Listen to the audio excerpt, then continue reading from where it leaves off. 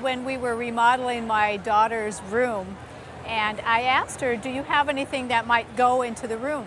And she said, well, let's see about this rug. And I took a look at it, and some of the colors, like some of the greens in here, they matched her room. And so that's how we got it.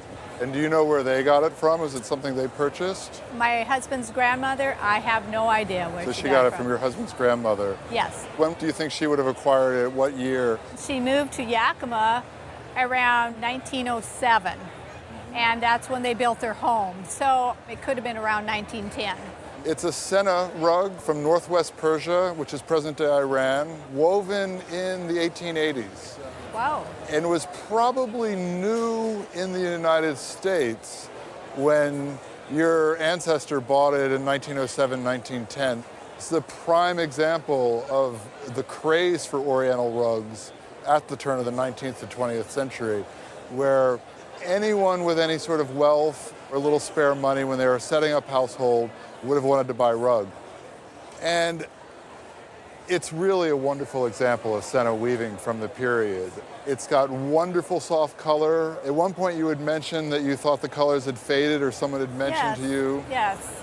But actually it hasn't. It's really in pretty much full original color. Oh my goodness. There's been some light fading from the rug, but it would have happened within the first 4 or 5 years of its life. Okay. The transition in color you see from here, where it seems quite bright, to where it gets a little light, is something called abrash in rug terms. It's where yarns from different dye lots were used, so it was all red, but the reds were dyed at different times, and so they oxidize and fade out differently.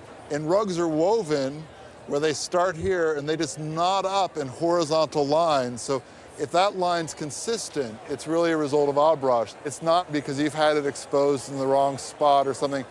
It would have happened if it was just sitting in a dark closet over time through the oxidation. Okay. What is very interesting about this group of Sennehs is that they're not based on traditional carpet designs, they're based on textile designs. So if you see this element, which is called a boteh, and then with stylized vinery, it's a pattern that we in the West call a paisley, based on paisley shawls. And that's exactly where the Senneh weavers, the women weaving this rug, were picking up the pattern was from a shawl as opposed to a traditional carpet design. And in my opinion, they're a little bit more unusual and they're just a little bit more visually exciting, where it's an overall design as opposed to the typical medallion corners and borders. And their condition's marvelous. Do you use the rug? Yes, we do. We've used it ever since we got it, which has been about 8 years. We keep it on the bedroom floor. A bedroom's a good